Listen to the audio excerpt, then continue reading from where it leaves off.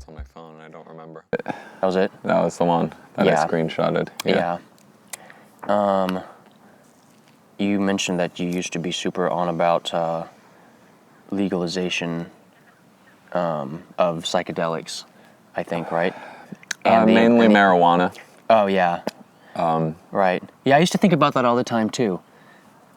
I don't think about that anymore. I forget all the time that, like, weed is still illegal in a lot of places and that, like, people can still get, like, pulled over on the highway and, like, because they have weed, all their money gets stolen from them by the police. I like forget that that's also still part of reality, like a few hundred miles from here. Pretty wild. Well, a few more 100 miles from here, you're in Canada and you're not allowed to fucking congregate. Yeah, it's weird. If you want to get together with your friends, you gotta all park in different places and sneak your way through the suburb to your friend's house. Do like the fucking like commando crawl like through the street, like, like text your friend on Snapchat, be like, I'm almost there. Open the door. Yeah, it's pretty wild. I was reading a big thread on Hacker News this morning, about a bunch of Canadians complaining to each other about their respective Canadian cities, and it just made me think like two things. Like, well, wow, Canadians are really nice and cordial to each other, and like it was nice to read like a soothing Canada conversation, but at the same time, it's so fucking depressing. I think I would blow my brains out if I had to be around those kind of people all day. Like, I don't know what the vibe of Canada is, but judging from this, I'm sure, completely representative thread of people who represents the country of Canada entirely. It's just like, I don't know, something about living in like cold cities makes you, it's like, I don't know, like it like the combination of like cold weather and like first world nations does something to you that makes it really, really, really easy to become like a homebody, where you just prioritize like, you know. Yeah, weather has a lot to do with if you get socialized or not. Yeah, it seems like it's hard to develop like a street culture and there's something about culture in public spaces that I think is almost like the source or the fountain of a local culture. If you can't congregate in public anonymously with people, you know, and you end up having to do that in prescribed spaces like malls. Like the thread was about Edmonton, Canada, which is has like the second largest mall in North America, even though it's like some podunk city in comparison. Like the mall size to population ratio is like a predictor of how depressing some place is. Because if you have to create this indoor like little zoo enclosure for culture and people mingling, it doesn't bode well for your like surrounds. You know what I mean? Well, it depends on who's building the enclosure. Yeah, but it all usually ends up the same. Because you have potential for some pretty amazing spaces. It's just as far as your imagination wants to go and how much capital you have. Like Vegas. Yeah, but I don't know. I think Vegas is god-awful. Of course it is, but like the potential for indoor congregation spaces is largely untapped. You got Meow Wolf as well in New Mexico. What's Meow Wolf? It's this like fun house, I guess. This art maze for adults. It sounds like something you'd get drunk and then go do. An art maze for adults. They have a bar before you enter. Okay, all right, nice. It seems like they're covering all their bases there. Yeah, I think there's something about like you need a little bit of entropy to create a cool public space, though. If it's like too like put together, it's kind of like a little too much like you feel like you're like in like some kind of like patron or client relationship with a like a mediating institution for your society. The space has to generate money, or it can't be upheld. You know, one of the coolest urban spaces I think I was ever in was in the, like, sort of like the ruins of the, it was in Estonia, the capital city of Tallinn. I used to take the ferry over there sometimes when I was living in Helsinki, and in Tallinn there's like two halves of the city. One of the halves of the city is this old medieval city from like it stretches back to like the Middle Ages, and it's predictably like awesome. It's like narrow streets, tiny, basements, cobblestones, parapets, things like that, and it's really fucking awesome. And the other half of the city is Soviet architecture, which is like this, like concrete block towers, cheap as possible, like exposed rebar from concrete, literally like weeping rust running down the sides of dilapidated concrete bunker shit. Yeah. So it's like the city's just like crying out. It's like, it's just like this, like apocalyptic hellscape thing. But there's a certain district of it, I think it's like, I don't know if it got bombed or what happened, but it's like these concrete buildings are kind of like half destroyed, and people have like built little wooden shop structures inside the concrete ruins. Yeah. And like created like this little, I don't even know if it's like official or whatever, but it's like this little art market with like all these little stores and cafes and like, and it's like fucking awesome to walk around and see. Like you feel like it's a really, really cool space, and it turns out like this like bombed Soviet post-apocalypse thing into like something that feels really cool to be in. So I think that like, and there's like a certain like the melancholy that exists in that place provides like this amazing contrast that makes you able to relax somehow, because it's like the opposite of like a shiny like welcome to the big box store, like, or like the Disney like we sell happiness photo point thing contrived, So I don't know, there's always there's like a flip side to the thing. Is like when you have the backdrop of a failed experiment, it creates like this chaotic little diverse niches for life to emerge, which it will inevitably. Excuse me. So is there anything like me with being excited about legalized weed that you used to not shut up about and now you can barely even remember it? Yeah, I think I used to think about like healthcare and stuff a lot. In terms of, I used to be more engaged in those kind of like political issues, and I think I think about politics a lot less now.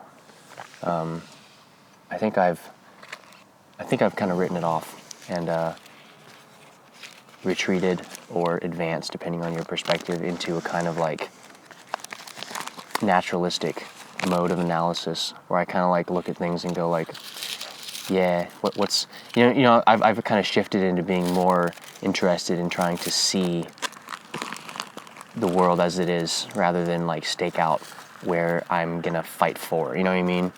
It's almost like I've turned inward a bit to try to focus on my own. Well, you've chosen your stance. Yeah. And you're working at that. Yeah, I think I've like circled. I've kind of consolidated my fucks given and tried to focus them down into a point. More so. A point where you actually have leverage. Yeah, a point of pressure, a point of leverage, and I think I've gathered my my energies and sort of like reclaimed them a little bit from like letting them be kind of mortgaged in these abstract or these just like public strife, like I don't know, there's a certain way of looking at it where you just perceive it as like a landscape of sound and fury, and you're a human observer, and no one is requiring you to earnestly care about it. You might be like forced to care about it for practical reasons, but that represents a very small slice of the energy that people give to thinking about stuff. I think with legalizing weed, I thought there'd be, I thought countrywide legalization would happen sooner, I think. That wasn't. Of course it wasn't. It looked like a horny toad on the tree over there. It was like a fat, round lizard. I thought the country would legalize weed much sooner. I haven't checked up on how many states have legalized it, how many states have decriminalized it. It's just going so slow that I can't be bothered to pay attention to it anymore because it's just going too slow. But with weed in California, I think I thought that venues and storefronts and bars would embrace it as a profit avenue more readily and weedify their presentation to the public. And I think that's probably in the nature of the bill we passed in California for weed, where to preclude that kind of weedification. Colorado apparently has a much more free weed bill. That was its whole brand for a couple years. And you can't actually make money with that. But in California, it's this fucking bureaucratic nightmare. I think the reason why you can't make money from weed in California is more to do with market saturation. I've spoken to a couple. I used to know a guy who grew weed, and he at scale, and he's not making as much profit margin as he used to. Yeah, no one is. Well, it's it's a fucking weed. In reality, the cost of weed should be very close to zero. In a world where it was a plant, every other plant. It would be like tomatoes, except a tomato plant will give you 10 tomatoes. And then, so you have to plant a bunch of them. A weed plant, if you grow one outdoor weed plant, you can smoke that, you can be a heavy smoker. And I don't know anyone who smokes a pound of weed a year. I don't know anyone. I know people who smoke a lot of weed. You don't smoke a pound of weed. People don't even smoke weed that anymore. They vape it. You know what I mean? It's become turned into it's been iPhone-ified. It's been turned into branded consumer technology, which is exactly what people, the OG tar your lungs crowd. I'm a card-carrying member of the you're gonna smoke a burning plant. God damn it! You're young. And you pull out a a crusty business card that's been in your wallet for 4 months and tear off a little piece of cardboard and roll it and crouch on the sidewalk while you cough. That's my understanding of weed smoking, and I'll die in that hill. I'll stand. Go to your grave in a curb, crouch over your joint you're trying to light. No. I honestly, I guess I don't think about it anymore because it's not really a contentious issue, and I think a lot of the reason why I cared about it was just because it represented it was an issue that was a stand-in for the overall kind of just issue of personal autonomy, that's what I thought. Personal responsibility, bodily autonomy, stuff like that. That's what I thought was coming with it. I thought we'd all start having more interesting conversations. As more people would be smoking weed and having accidentally mind-blowing experiences because they smoke too much. And then they have to rethink their entire lives. Nah, what happens instead is everyone just gets high and watches Netflix. Mm-hmm. That's what it is. And then I really think that it's very hard to say what effect that has had on society because we don't have a control group. It's not I guess might be North Korea or something. I think weed's been legal in North Korea for the whole time. I don't know if anyone smokes it, but I remember reading something about that, like prior to the wave of legalization, there was like a map of the countries in the world where like weed was like de facto legal, and there was like Amsterdam and North Korea. Yeah, because it's not like anyone's growing it in North Korea, though. No, but it probably grows wild in the mountains, and I'll bet you there's some, rural peasant working on a collective farm that sneaks out into the bushes and smokes it. Probably. If there's any, that's what I wonder about North Korea. Like, I wonder if there are enclaves of like With happiness. Of like traditional culture that survived the cultural purge and has been hanging on for like 70 odd years, and of like like these people just like live in a dirt floor place, but somehow they're still living. Like they're just like a rice paddy out in the middle of fucking nowhere that even Kim Jong-un can't be bothered to notice. You know what I mean? Like, I wonder, because there's 27 million people that live in that country, and yeah, most of them live in Pyongyang, but like, there's got to be some backwaters that like grow the cabbage for the kimchi, and then like no one really like looks at you that often or knows you exist, other than to like come tax you or whatever it is they do to you in North Korea. You know what I mean? It's a large land area. Yeah, I don't know. So, do you want to talk about religious thoughts and transcendent images in your life, or how to use crypto as a tax dodge? Because I'm ready to go both directions. I don't see a difference between those. I'm just kidding. Yeah, you don't. Using crypto as a tax dodge, I think, is a humorous way of approaching the... What the fuck is... I don't know if that's on the audio. Is that like an elk? No fucking way is that an elk. No, I guarantee you what's happening is someone's playing with like an elk call. Okay, yeah. Because it's like a hunting shooting range over there, so Got they're it. probably like, look at this elk call I just picked up from Cabela's online outfitters. Check this out, it sounds like a real deer. That's... All right, thank you.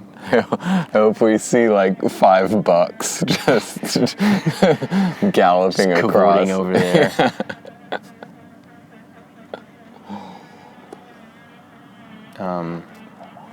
Yeah. Oh man, what was I talking? Crypto is a tax dodge. I think crypto is being... Well, okay. I think crypto is going to force a reformulation of what public expenditure looks like. I don't think it's going to be... It is a tax dodge currently. Mainly its main effect right now in terms of that is circumventing capital export controls, and that's been like a huge thing for like South Korea, which has like really strong capital export controls. Like you can't transfer.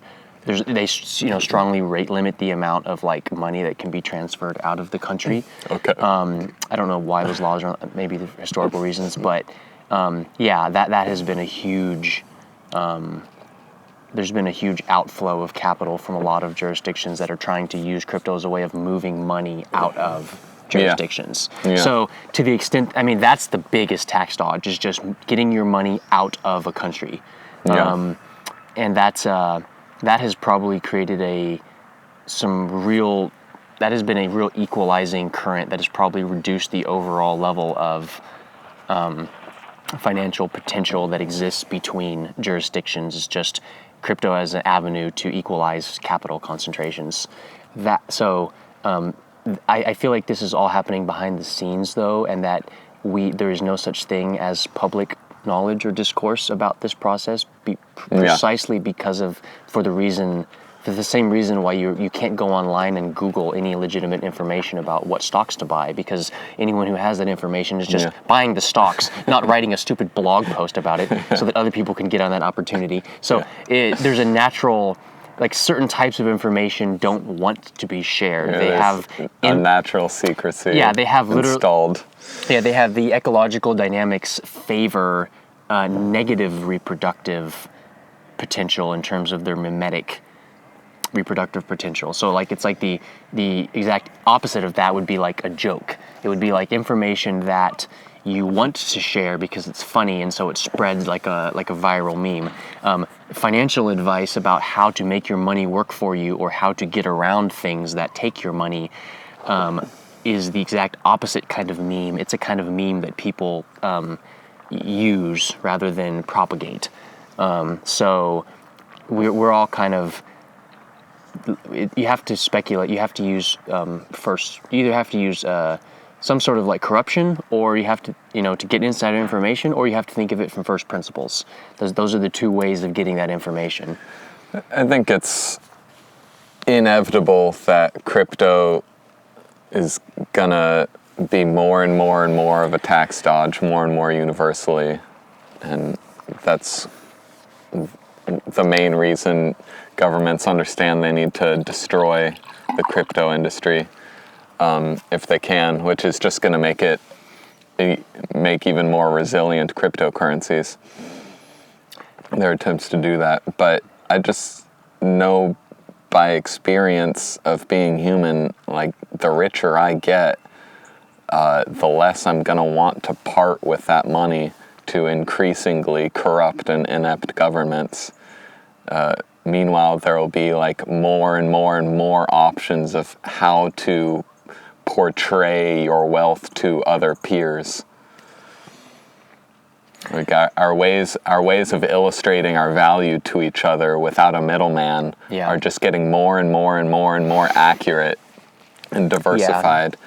Yeah. And so by the time you and I are 50 and 60, like our portfolio will not just be like different stocks in different companies. It'll be like a whole fucking slew of currencies.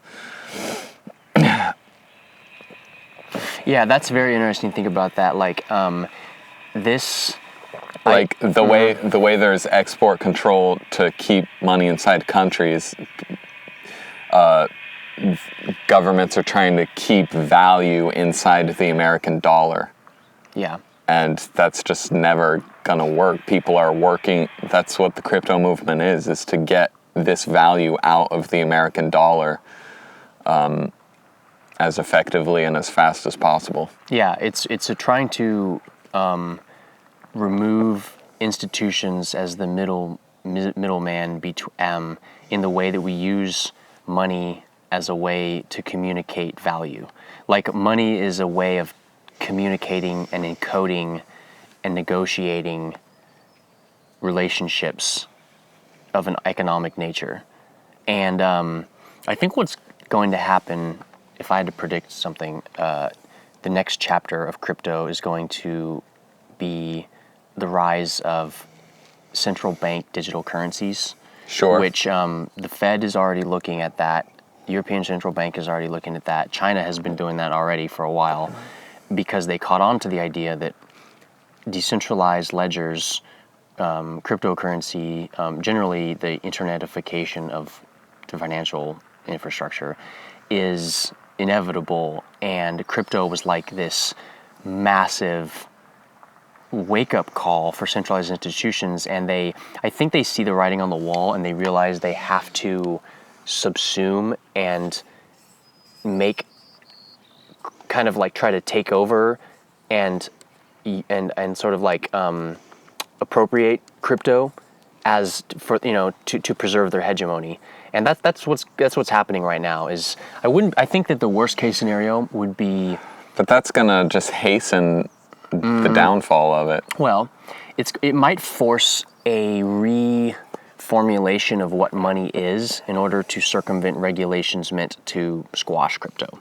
Because as you've already, like in 2017, that was when the concept of an ICO burst onto the scene, an initial coin offering, which direct by analogy to like an initial public offering, which is where you issue this stocks or whatever and use the initial sale to the public. An ICO was basically like, hey, I came up with a token. Now I'm going to sell it to everyone, and everyone believes that maybe this is a gamble. Maybe in the future I can like flip it and make money. And they saw what happened with Bitcoin. They saw what happened with Ethereum. So they're going to buy in on this new like XYZ coin and try to flip it. And then the SEC U.S. Securities and Exchange Commission cracked down on that really hard because they went, oh, this looks like it's doing the same thing as stocks do, but literally better and more accessible. We can't have that. Yeah. We have to make sure that we are the managers. We have to have a seat at the table of anyone who's going to be selling the promise of future value. And, it's couched in the language of protecting retail investors, but really what it is they want to be able to sell access. Yeah. And everyone knows that. Anyone who really who is in any position to participate in there knows exactly what's happening. It's just the large crowd of people who don't have contact with that world, believe the line that oh, they're doing a good job. Yeah, if we didn't have all these regulations, you'd have some grandma who gets a text on there, invest in this, and then next thing you know, her life savings are gone. It's a good thing that we have these people in the government to protect idiots from parting with their own money. Okay, so maybe in some edge cases there's a few times when that's, but I don't know. I think what's going to happen with these central bank digital currencies is they're going to try to say, well, crypto is so powerful. Look at all these abuses. It's destabilized the economy in this way. It's caused all these problems, and they're going to scapegoat irresponsible cowboy financial people for doing something super irresponsible. You know what? We've totally come up with this totally new innovative technology that we just copied from Bitcoin. Yeah. But it's called FedCoin, and you're gonna get a wallet that functions just like cryptocurrency, and it's super convenient. And also, by the way, we have a master key that provides a backdoor where we can drain your account at any time. But don't worry, it's just like a regular cryptocurrency with extra safety features. So right. that's what it's going to be. And so there's art examples of this. And the only hope is that what it comes down to is because of course if they create that, there's going to be people that go, okay, that's stupid. We might use this for certain transactions because it's convenient, but we're also going to continue development on these actual decentralized, uncensorable currencies. What it hinges on is whether or not the ability to create alternatives is made illegal or not. And I think that is yet to be seen if that will become illegal. And I think what that hinges on is if people can deploy fast enough, there's a window of opportunity right now to create an actually decentralized, functioning currency. And if that, because so if Bitcoin actually worked as it was supposed to, where it was this uncensorable, fast, useful cash, if you could transfer Bitcoin for 1 or 2 cents per transaction, it would already have replaced Visa and MasterCard. Mm-hmm. The reason it hasn't is because Bitcoin doesn't scale very well. And so the Bitcoin right now to create a transaction costs, hundreds or thousands of dollars to put a transaction on the blockchain to pay the transaction fees because the network simply doesn't have enough throughput. It doesn't have enough transactions per second. So that is a technical problem. If that technical problem is solved and you have this currency where a programmer who's making an online marketplace can go wow, this is really fucking convenient. This is actually going to function and allow people to buy and sell. People will adopt that because it's useful. So I think there's a window of opportunity for people who are trying to create decentralized systems to actually make them function and scale correctly.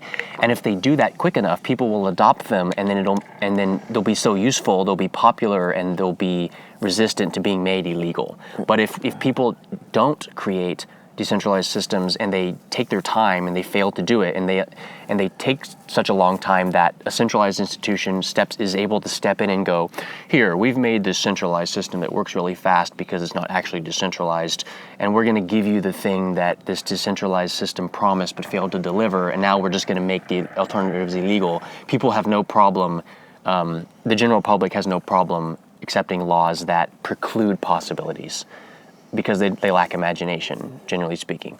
So that was a very elitist thing to say. I think making it illegal would just hasten its development, honestly. I think the concepts of legality and what's against the rules are just more and more obsolete More and more incoherent, kind of hard to more and pay more attention to. contradictory, less and less interesting, less and less foundational mythic power to draw on emotionally from the individual. The younger the kids are, the less they care.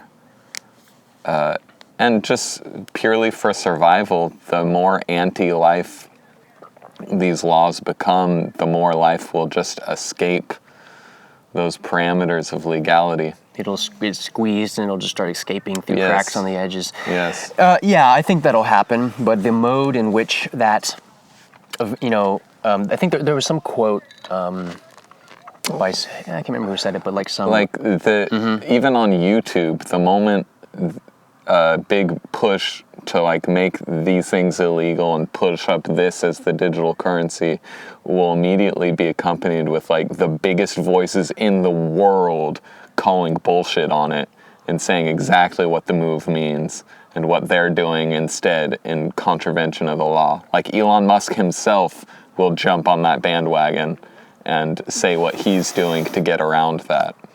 And so will Joe Rogan, and so will numberless other very high-profile people who can't be silenced.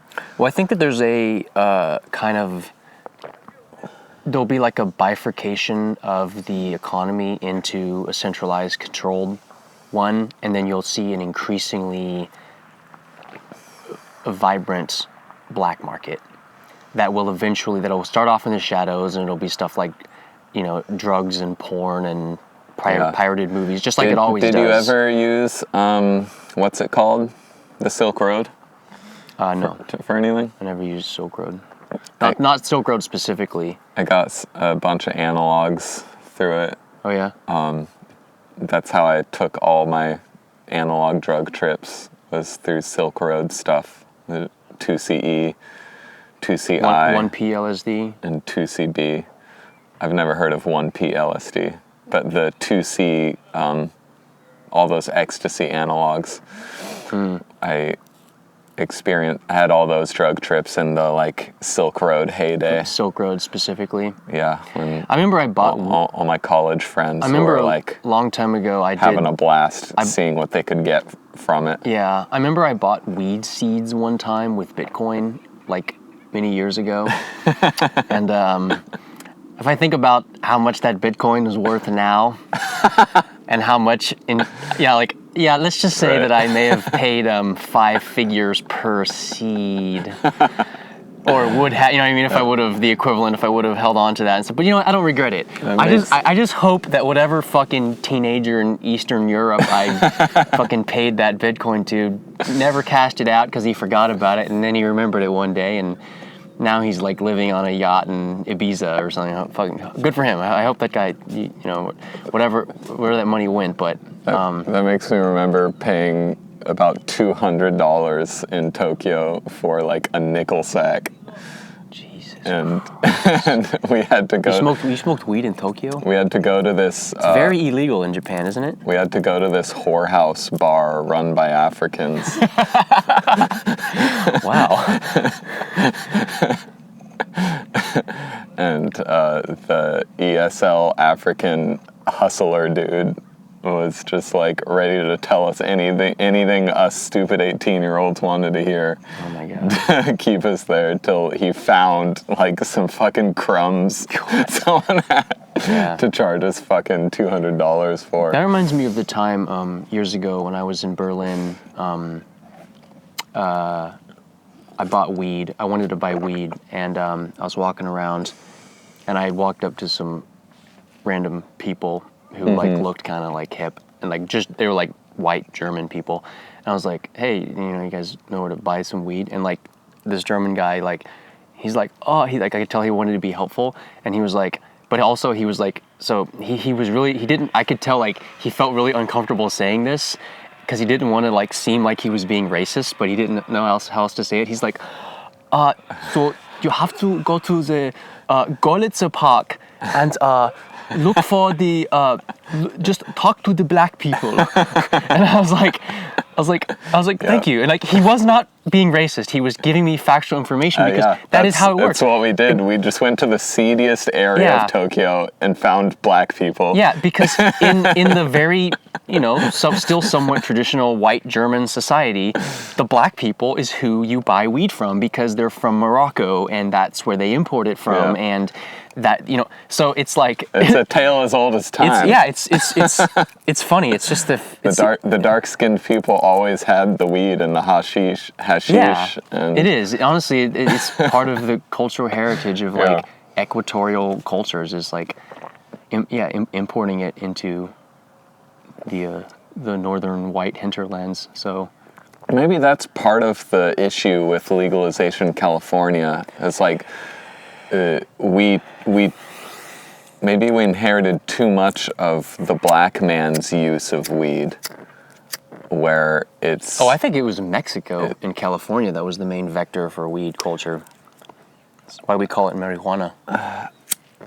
I'm talking about very recently, like millennials and Gen Z, and the cultural conception of what you use weed for. And it's so already installed in black culture, not as a psychedelic thing, but just as an adjunct to your appearance and an adjunct to your groove. And like the groove of black people is already so fucking groovy. Well, it's like you can't really destabilize it with weed. It just makes you more yourself.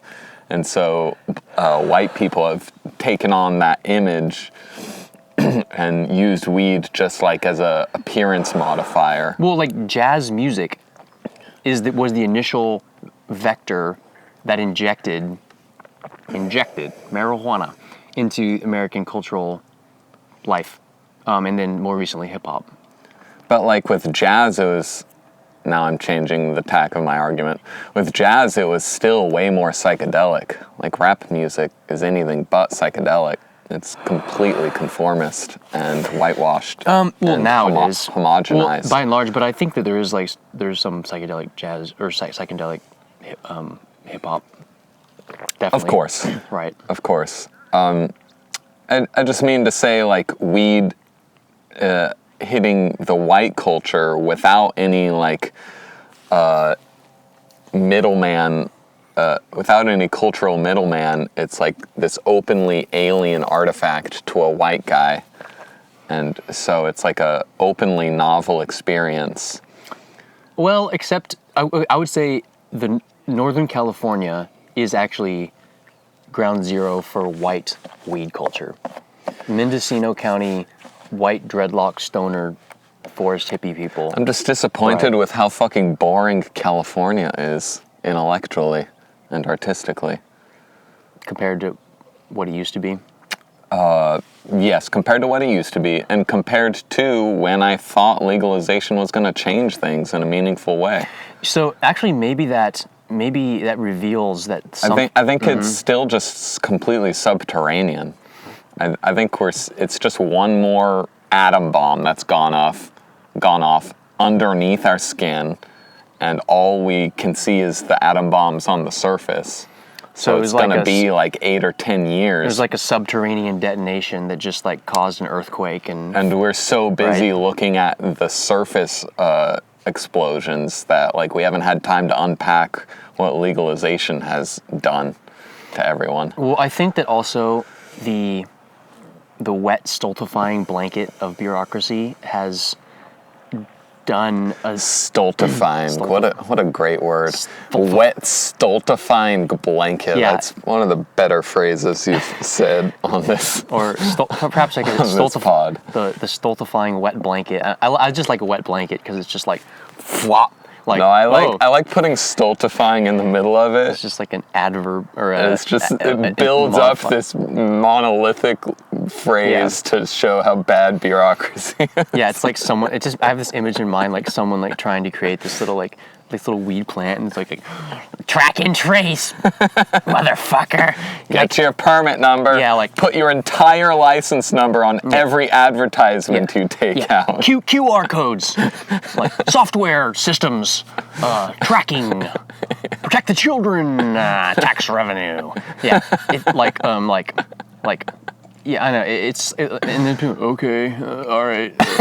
I'm just gonna keep buying them from this guy who sells it, and then fill out this paperwork and sell it to tourists. All right, whatever, I'm man. vaguely remembering the huge movement to say no to the weed bill, mainly by like Growers yeah. And state of Jefferson types. Yeah, because they were like, well, they saw the truth of it. Right. I was just shaking my head at them because I believed so much in what the cultural effect would be of more people getting stoned. I was like Timothy Leary with acid. At any cost, price no object, let's get weed into the people's lungs and worry about the bureaucratic consequences later. Well, I voted yes on the bill. Well, yeah, of course. I don't know if that was the right choice. No, I think it was the right choice. I think it was like, it was definitely a less than ideal solution. It was definitely like a lesser of two evils thing to try to, to pass that bill. It wasn't great, but at the same time, people having criminal penalties is just something that really needed to be. Yes, is a generative of incredible evil to be arresting people for weed. Yeah, it was a serious moral issue. I think, just like bodily autonomy and stuff. You know what it is? The reason why I don't care about. It's because the reason why I don't think about weed legalization anymore is because I feel like the thing that whole reason I cared about that, it was not really about smoking weed, because I always knew, like, in Chico, it doesn't matter if it's the most illegal thing in the world. It was the most illegal thing in the world for decades, and it thrived. Yes. So I don't think it was actually ever about access to weed. Anyone who wants weed can get it. It was this principle thing where it was like, it's just uncomfortable living in a society where we admitted like severe, just like lack of trust of people in their own bodies and stuff like that. And I think that there's been new things that have moved on. And so in that sense, we haven't legalized weed at all yet, because it was about autonomy. Yeah. It was about bodily autonomy. Yeah. It was about mental autonomy, and not having to break the law to live a normal, thriving life. Yeah, so now we've transposed that violation. We've transferred that whole thing and made a whole new slew of completely unreasonable things that the government says you have to do, and they're completely unenforceable, which is all by design, so that just by living normally, you're breaking 10 laws, and you install the required sense of guilt in your population so that you can control them easier. Yeah, and what it is, it's founded on this Protestant idea. It's fueled by that. It's fueled by, and the reason why it takes in this culture is because we have this Protestant guilty conscience, and we think we're not religious, but we really are. Yes. And we need some kind of political architecture to enforce this kind of penitence, indulgence buying, guilt transmuting impulse that we have of like controlling people's behavior, sort of like fixating on this idea of how do your actions affect others and all this stuff. So basically, to put it in simple terms, the war on COVID is the new war on drugs. Yes, this is one of our points. This is one of our things. Yeah, we should quantify the thingies we've developed so far, because that's one of them. Is war on drugs became war on terror, became war on COVID. Yeah, and it's all the same grift. That's one of the things. I think that the war on terror is now morphing into the war on disinformation and extremism and dangerous people, like people who advocate for dangerous things and spread disinformation, gonna rile people, you're gonna have mobs, militias, like that's the new boogeyman. Yeah. Before AOC is still traumatized by the insurgents on the Capitol. Yeah, like so instead of like a guy with a turban, who It's a guy with a flannel now. Yeah, like a redneck who's gonna come in and like shoot up your school. Before it was like it was like Ahmed with like a fucking bomb in his turban, and that was like the, fucking stereotyped fucking racist idea of like the baddie. Mm-hmm. And now it's like, like the unredeemed, deranged Alex Jones school shooter guy. That's like the new justification for, like, never mind the fact that like the amount of damage that like Islamists or crazy right-wing, how much right-wing terror has there been? Like, okay, the biggest example I could think is probably Anders Breivik in Norway, who was that Norwegian guy who like killed like 75 people in Norway a few years ago. That was pretty fucking terrifying, but that was in Norway. What's the timeline on an RSS feed?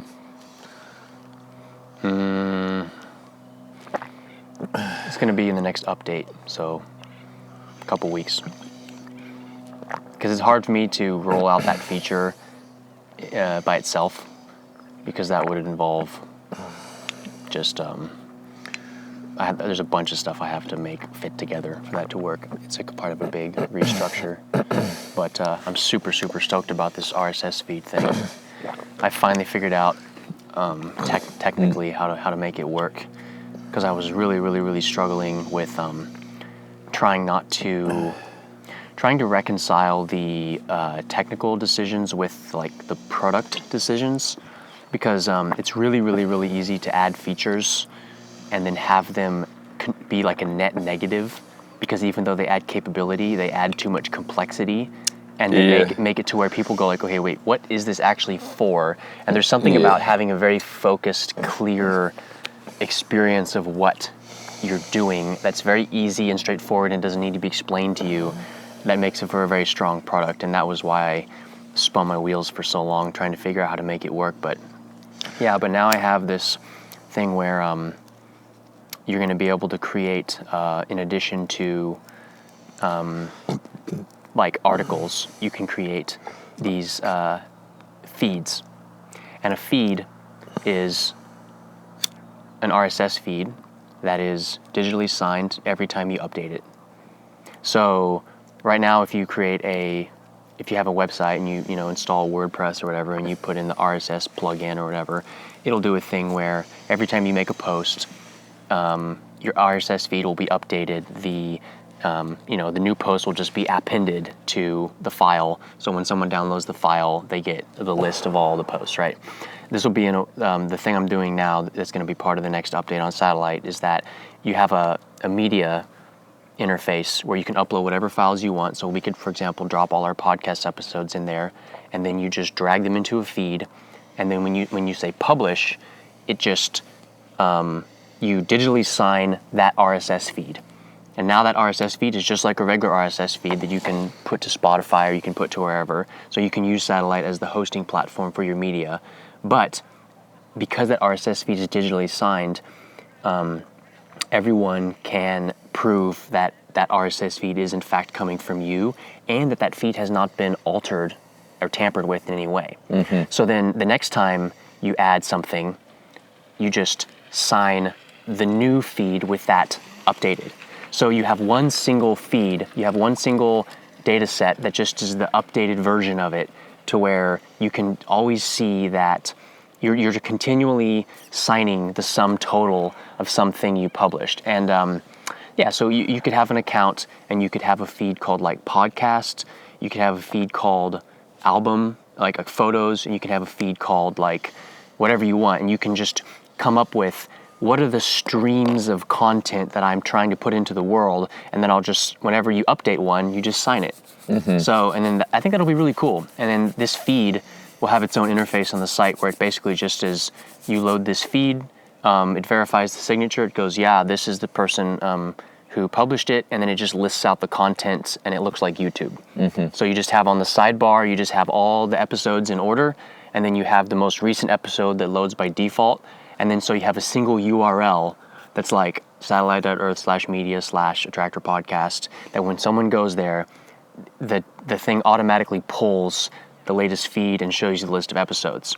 But the key thing is that if I ever decide to stop hosting that data, you'll still be able to load that feed on that page because the URL for that feed contains not only the digital signature, but also the torrent info hash and the IPFS hash, so that you have two redundant decentralized networks that you can pull the data from that serve as like a fallback mechanism if the centralized hosting mechanism fails.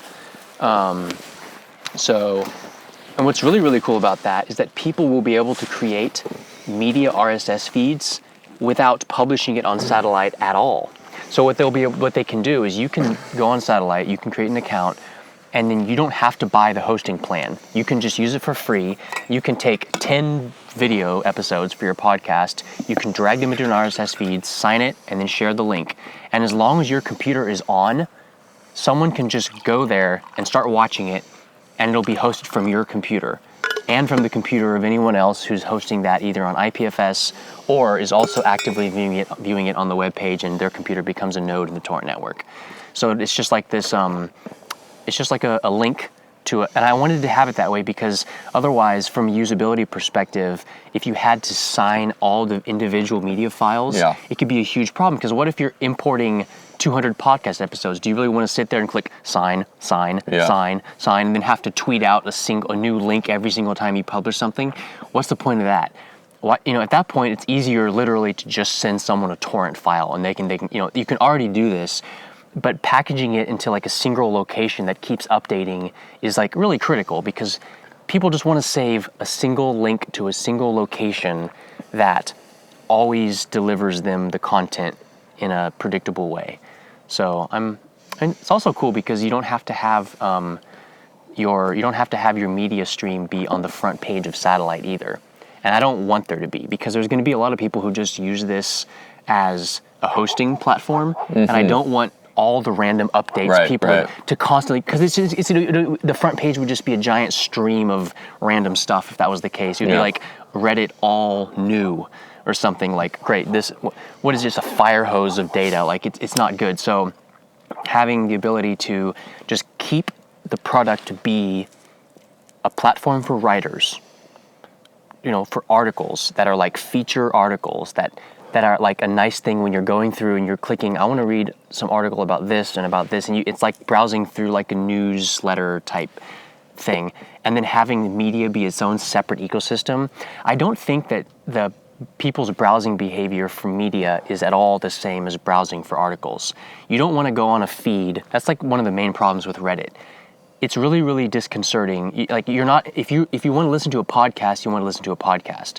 You don't go on it's a bad experience to go onto a website and go, I'm just going to see what's up. Maybe I'll read a short comment. Maybe I'll spend 30 minutes listening to a video. Maybe I'm going to listen to some music. It's not how it works. You don't just randomly consume content of different formats and different lengths. Sure. You're not, so, I think it's better to have content be curated into, like what you're looking for. So I wanted to have the media consumption part be different and separate, or at least, like demarcated from the reading, commenting thing. So, but at the same time, it's sort of unified in the same data infrastructure. Because those feeds that you update when you update an episode, if you go to your personal profile, it will show like all your activity. It'll be like Attractor Podcast updated their podcast feed. Here's the episode. So you can click on that and you can go to that feed. It always takes you. It'll just show a notification on your profile, but it won't be dumped into the main feed. So yeah, I'm really, really fucking stoked that I finally figured out that thing, because something you were saying the other day about like before you go into the studio, how you just feel like you have like this smushing through. I've been in that state for a few weeks now, where I'm trying to prepare to do a thing, and it's been this really taxing state of like all these false paths, and like I I haven't written a lot of code. I've been just like doing a lot of imagination of like figuring out where all the dead ends are before I start going down those dead ends. Yeah. And now I finally have this feeling that like, okay, yes, this is clearly the right decision. And when I get this emotional little like quickening, this impulse that makes me think like, okay, now I'm excited to start doing this, that's the right time to start doing it. If you feel like, well, all right, this is the best decision, it's got to be done, I'm just going to start doing it, that almost always turns out to be the wrong decision, because that feeling of uncertainty you have is a little signal from your subconscious that you actually have some real problems that you need to think through. So like I've learned that you shouldn't start implementing anything until you are excited about doing it. If you have to talk yourself into making something, it's not a good decision, and you should rethink what you're doing. Because, you know, a beautiful product is a really cool thing to be. It's naturally exciting.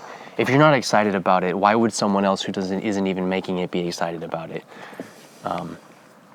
Yeah, so progress should be quite concrete and fast here now in the next couple weeks. I think we'll get a lot more traffic once we have an RSS feed. I think so too. Spotify, Apple Podcasts, what are the other one? SoundCloud? No. Those are the two that matter. The other two that matter, yeah. Yeah. I'm thinking also, I've been thinking about adding a thing that'll be like a premium feature that will automatically transcode your video episodes to audio episodes at like a bit rate that you specify. So like you don't have to upload multiple things. Although I think actually like Spotify already does that. Maybe it's not necessary. I haven't decided on that fully yet, but I think Spotify does that, right? I think a lot of other systems do that. So like you can have a video podcast episode. Like I think like Lex Friedman's podcast is all video, but many people listen to it on audio. Yeah. Right? Because Spotify already probably does that, but yeah. Yeah, I think that'll be a good boost, forward step, a lot more exposure. And then at some point, we'll both have money too. And then we can maximize the Zuckerberg system of targeted advertising and just drop $1,000 into that wonderful machine and find people. To radicalize. Yeah. Spread disinformation. Yeah. Targeted disinformation. Targeting disinformation responsibly. Sustainable disinformation propagation. Best practices. You know what? Hey, if everything's disinformation, nothing is different disinformation. Think about that. I don't like the word disinformation. To me, it's a lazy...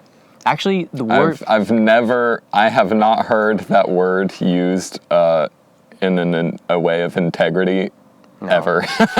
You know what I don't like about the word disinformation? Because I've never heard that word used in good faith. Disinformation almost contains an admission of guilt when you call something disinformation, because it's like a step back from... It's like something is really lost when you like... Okay, it's one thing to be like, you know... Like sorry, I'm interrupting you. Yeah. The first like instantiation of the concept was like conspiracy theorists, Alex Jones, right. This is all a psyop. Yeah. Like, this is intentionally planted false stories by the mainstream to redirect your attention away from this thing. And that was like the most well-meaning use of the concept of disinformation, was this labyrinthine tinfoil hat wearing psyop theory. Frickin' frogs. Turn the frickin' frogs gay. Yeah. So now, like, when like a CNN reporter uses the word disinformation, he's subconsciously also laying out this entire fucking like mythos of these right-wing, like insidious, I don't know who, trying to like lead you astray insidiously. Like people spreading disinformation about how COVID lockdowns have harmed their business. Like, they're trying to make you believe, they're trying to confuse you. Don't listen to them. Yeah. It's like, I know it is dangerous, I think, to allow for this little slippery substitution of the word disinformation for something to mean something that you just disagree with. Yeah. Because like, okay, it's one thing to say you're wrong. Not only are you wrong, but you're an idiot and you're actively harming people and like, you're just wrong. It's a stupid opinion. Okay, it's one thing to say it's a stupid opinion because it's like... But disinformation says it's a stupid opinion. Yeah, I'm not even going to grant that you believe this. I'm going to pretend that you are just trying to trick people so that I can focus my energy on shutting you down instead of disagreeing with you. Mm-hmm. Yeah, it's very insidious, and it's really shows you how bad of a state like public discourse is in that. Like, it shows you how much just overall like lack of trust and coherence, and just how confused everyone is, that we are not able, this fire hose of information is coming at us so fast that we can't swallow it fast enough, and so we're just going like, this information, like we're just like spitting it out. We can't consume it and process it, and that really speaks to just an incredible need for trust and curation and transparency in the information landscape. I think that the disinformation thing is a direct result of not having good curation mechanisms. You have a few platforms that have very primitive content organization schemes that really, they take two forms. It's either a giant feed that throws everything at you at once and then focuses more on what you click on. So like YouTube or Spotify. Spotify's a little bit of a different case, so I'm just going to say YouTube. Or you have the Chinese answer, which is TikTok, which is this highly curated, highly controlled thing where they have like massive teams of people who go through and actively remove content that isn't in line with their brand. So it's a cool idea for an entertainment product, but it is not a substitute for like a public social space. And it seems like the West is the only culture that even wants to have a virtual public social space. And so our first iteration of it is in its dying gasps and is failing, so there has to be a new one of it. But I read this really interesting article about kind of, that was like framing social networks of like, what are they actually, like how to think about the different classes of social networks, and it broke it down into basically like three. This is just a model, so who knows if it's true, but there's a way of looking at it. There's three things that you're getting from a social network. One of them is social capital, one of them is entertainment, and the final dimension is utility. And I think it's a useful lens to look at it, because you can look at something like Instagram and say, Instagram has all three. It has social capital. If you're an influencer, that's worth money. If you, it has utility, you can buy and sell things, you can discover people, and it has entertainment. We all fucking know how fucking addicting it is. So Instagram is like the holy trifecta of a social network, and that's why it's the top. You have something like Reddit, which has has entertainment and utility, but it has doesn't have means to create social capital, because your account can just be deleted. It's this anonymous forum. It doesn't have good branding. People's identities are just turned in, dumped into this huge washing. It's a content-focused space. And then you have something like Twitter, which is not really that entertaining, not even really that useful anymore. It used to be useful, but it still has extremely high social capital. Because if you have, that's why like politicians and world leaders are, that's why it was like necessary. Like there was that whole drama with like Trump's Twitter account. Like that really put a fucking spotlight on the social capital aspect of Twitter. So I think to create a good social network, you have to hit all three of those things, or that should be like your target, like useful, fun, and important. The important thing speaks to the social capital aspect, and I think that the social capital thing is probably the biggest growth opportunity for new social networks, because there's already a lot of utility, there's already a lot of entertainment. Entertainment's probably the least important thing. There's already TikTok. TikTok has nailed entertainment. And to some certain extent, social capital, if you're in the right crowd. Not very useful, very low utility. Well, I mean, I don't know, who knows? I'm not on TikTok. Maybe there's some cool cooking videos or some shit. But as a way of like messaging your friends, organizing things, it's not a great medium to do that. So, yeah, I think I'm endeavoring to keep those three things in mind and try to integrate them without massively over complexifying the interface.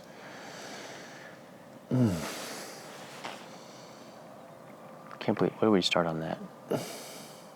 Disinformation. Or disinformation, right. Yeah, disinformation is almost like a admission of failure of your social media ecosystem. When you start looking at it and you just go like, nothing is real anymore, it's like, well, why do you feel that way? What's causing you to think that suddenly, why are you so afraid of people speaking now? Because like in the past, people said super crazy stuff. Is it just that it wasn't amplified? Or that the people whose views were amplified were sitting in an ivory tower being bankrolled by the, military-industrial complex? That was when disinformation was okay. Like weapons of mass destruction in Iraq. That's the kind of disinformation we want. We want disinformation that's printed by the New York Times and, going to accomplish some kind of, going to increase the bottom line of like Pfizer or something. That's the kind of disinformation that we approve of as a society, or at least as like the bureaucracy approves of. It's disinformation that works for it, that accomplishes its agenda. And I don't like to see information rhetoric turned into this kind of like pure power play thing where there's no pretense of like good faith, or there's like a distinct lack of curiosity when you start using words as weapons, instead of like to include, like like we're systematizing human psychology as we're building a model of like how to manipulate people rather than how to convey information. There's a lot of blame to go around there. Pioneered by advertisers and then like pivoted into political stuff. I wonder how long people are going to believe that it's only rogue actors who are using social media infrastructure for to create political will, to manufacture public opinion about things. Because there might be some like shop in like Eastern Europe that's like publishing fake news stories or something and being funded by the Kremlin, but you know what? That's a small fish. The real dangerous actor here is China, because they have an amazing social control system set up that's incredibly effective and has been iterated on and pioneered in a domestic market where they can see globally exactly how it functions. And so, China exporting its social control infrastructure to the rest of the world, I think, is like the biggest existential threat to civilization. And it's so mushy and invisible, it's not like nuclear weapons. There's a distinct information asymmetry between East and West, where you have an open society that people can, we highlight and lay bare all of our political dysfunction, internal divisions, and like constantly talk about them so that like China can create an AI to, figure out exactly how to exploit the divisions in an open society while it keeps all of its cards held tightly against its chest, you know what I mean? Going like, we're all unified, we're all members of the Communist Party, there's no disharmony here. So like, guarding information about your internal divisions is like a kind of new warfare tactic, I think. So unless the West can create a resilient social media that is like self-stabilizing and is resistant to manipulation inherently, it's not going to stand a chance against that kind of centralized social media infrastructure.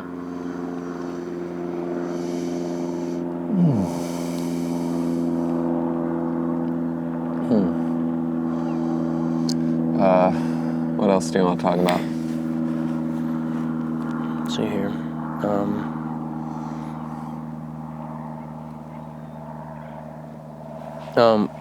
It was a so religious levels of thought must be integrated with your life and work for maximum survival rates. Is this a segue from our last talk about this in the Bob Dylan episode? What do you mean by that?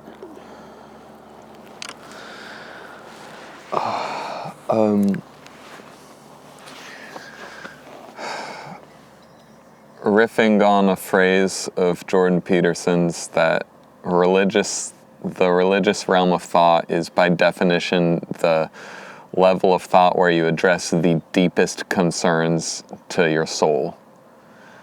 And we have an established language for the deepest concerns of your soul. And it's religious thought, loosely labeled.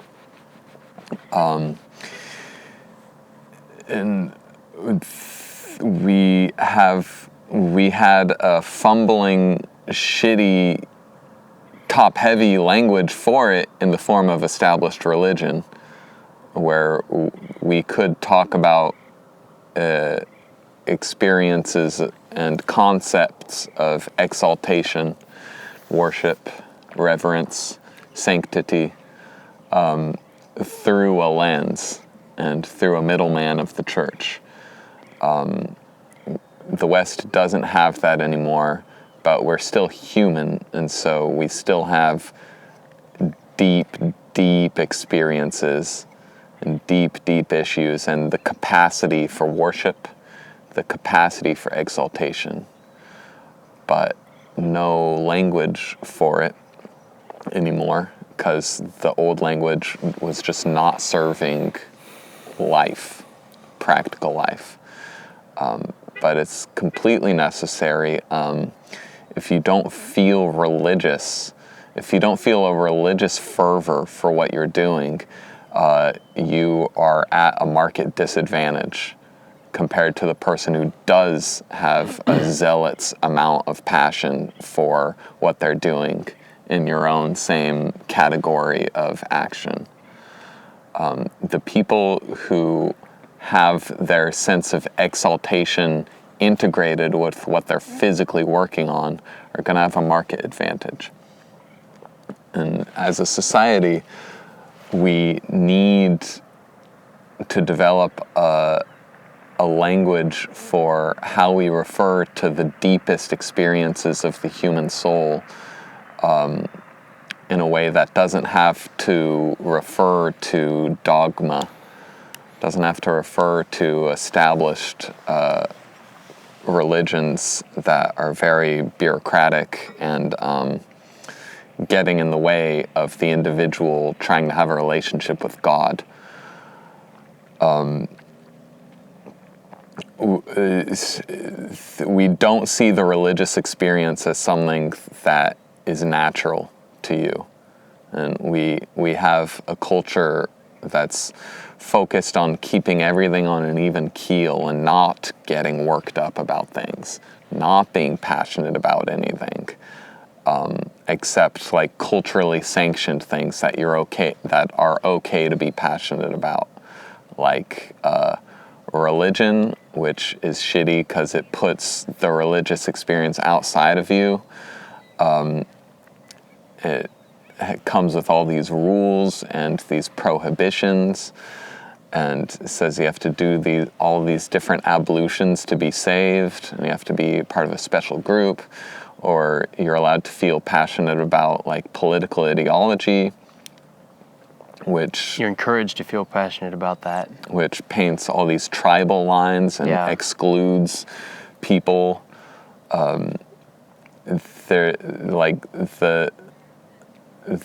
a proper religion has to be focused on the individual, because that's the ultimately democratized religious understanding. If you're alive, you have a main line to a personally religious experience. And that's what Protestants believe. And it has to be updated. Yeah. I'm like with this business snafu that I've mentioned to you. That it's the thing I have to do immediately after this is show up at this workplace and tell them they severely fucked up with a bunch of my money. I'm encountering this why did I was immediately stoned 2 hours after it happened last night. So I was going into why did this happen? What allows things like this to happen? And I was going, well, a part of it is this Chico-in attitude that there's this Chico syndrome where nothing is that big of a deal and nothing you're doing is that important. And there's nothing to get, you don't want to get so worked up about anything you're doing. And you know me, I don't do anything unless I'm really fucking passionate about it. Don't do stuff super casual most of the time. It has to be how the fuck am I supposed to trust people to do business with them and do financial transactions with them if there's this subconscious caveat that maybe they'll do what they say they're gonna do, but there's a healthy chance that they'll just not do it. They said they do it, but oh whoops, I didn't get to it today. Yeah. I'll try again next week. Yeah. And that just is not a resilient enough human-to-human relationship to stand up to the kinds of infrastructure I'd like us all to be building together. To be a real node of human trust, you have to really fucking care about what it is you're doing so that people can see that if you say you're going to do something, you're going to walk over corpses to make sure that you get that done. Not because of any outside second-handed perspective of people seeing you do a good job, but because it's a religious issue for you. Interesting. Doing good work should be a matter of religion. Doing good work? Religion should be integrated with your work. Everything you do, the way you handle the chairs as you walk up the hill should be a kind of prayer. Yeah. Well, I think that this integrating your... And Japanese principles of very, very high levels of intentionality and mindfulness and doing your work really well and achieving mastery with your work. You have some examples in that of using a religious level of intensity on the physical medium. Yeah. And here we've made this bifurcation where there's work and making money, and then there's the church and religion. Yeah, it is very strange that we go there's this the image I have in my mind is someone who works at a I don't know, is an insurance salesman or something, and just has a mundane life, and then they go to church and have to almost play act a transcendent experience, but isn't really into it. It reminds me of something. I think that this that bifurcation, another word for it is disintegration. There's a disintegration of religious life with I don't know. I guess we have a word for it, secular life. Mm-hmm. Secular. What does secular even mean? Secular wasn't a concept until religion was sort of pushed outside of... Well, religion became so fucking overbearing and contradictory that a whole new category of life had to open up just to live your fucking life. Yeah, it was secularism is an orthogonal dimension. This is kind of getting back to that Peter Thiel's whole spiel on this, like how religious wars became so much of a problem that Western civilization had to push religion into the unconscious, where it stayed safely out of public discourse for a while, except that, you know, every once in a while it would rear up as in the form of like wars that were totally not about religion. That disintegration of the religious and secular is it's almost like the quintessential modern person. I think I don't know what the high point of that disintegration was. The modern person is agnostic, if not atheistic. And what that means is you're cutting off yourself from your superconscious. Your very ability to feel fucking passion now has a glass ceiling, because at a certain point, that passion, if you cultivate it, gets to fucking religious levels of life as exaltation. You are like in worshipful reverence, not of what you just did and what you just achieved of exceeding your own limits, but of like, you see a vista of like, what else is possible if I can achieve this goal? And it goes infinite. And the church has appropriated the infinite and the eternal. The languages for talking about things that go infinitely and things that go eternally. It's appropriated it and said, oh, that's not for you. That's for the church. And so now any like human enterprise that purports to go infinitely is seen as cancer. I think the lack of a religion is manifests as a kind of like vacuum energy field where we're living in a world where people are almost like walking around like, does anything matter? You know what I mean?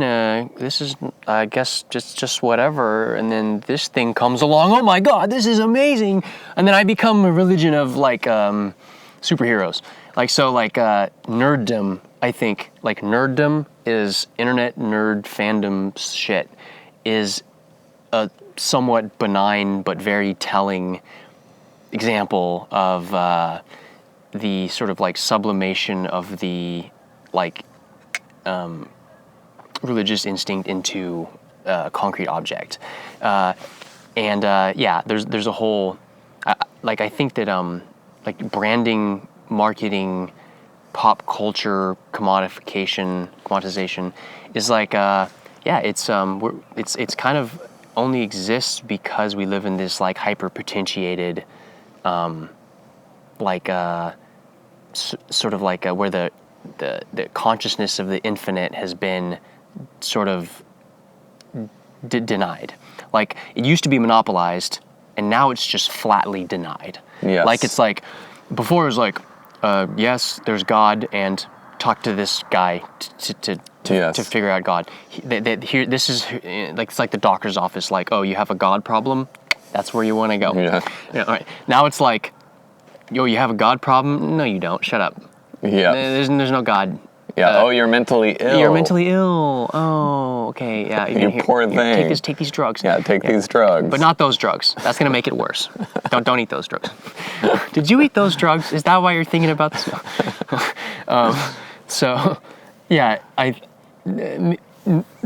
It's almost like Western civilization has to like, or not even Western civilization, but like any kind of industrial post-religious, traditionalism, civilization has to contend with like, so are we gonna make this conscious again? Are we gonna have a reasonable discussion about the infinite? Because it's not like there's no grounds to have a reasonable discussion. We don't even know what consciousness is. We have no idea. Really, still, we don't really know why we're on a fucking giant spinning ball of rock in a space around a massive nuclear fire in a galaxy that... it's not like any of the questions have really been answered. Okay, yeah, there's like the Big Bang or something like billions of years ago. Some, physicists figured this out on a math board. Okay, congratulations. There's a lot in between those two things. There's a lot of detail that hasn't been filled in, and it's really quite silly to pretend that we're living at some kind of like an end of history, some sort of like post big question reality.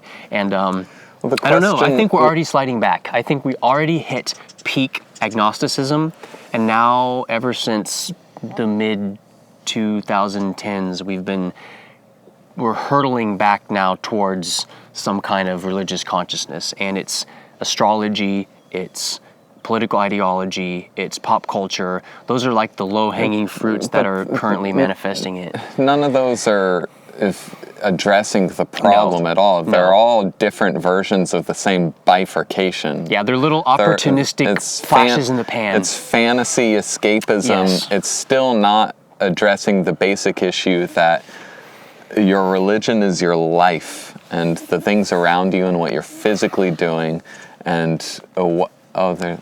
You Little see bird, that? yeah. It's cute. Oh, yeah. I like how there's always a little bird interjecting in our thing. Like, we all, what are the answers, and what are the questions, and what is the meaning here?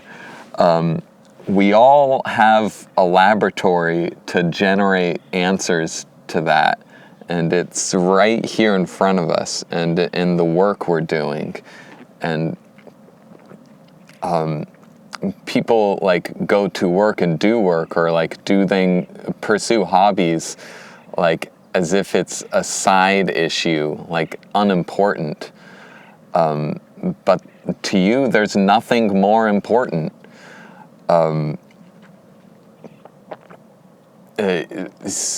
You have a chance to answer something about the unknown universe and this physical world. It's not the biggest, most meaningful questions are not divorced from your practical life.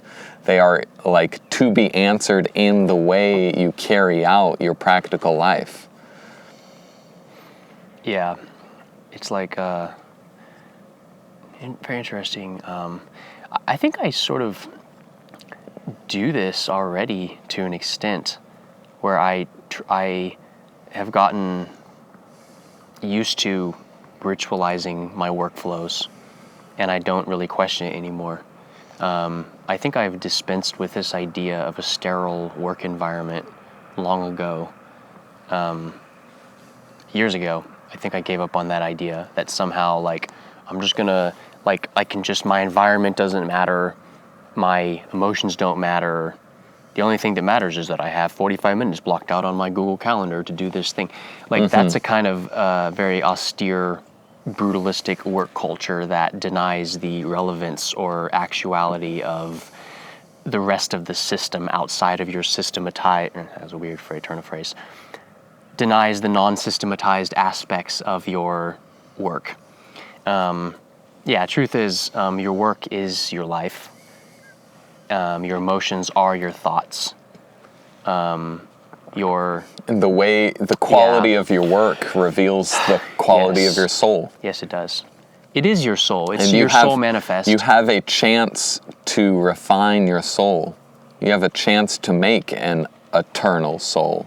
And it's in the quality of your work. Yeah, and your soul is in the inputs and the outputs of your work.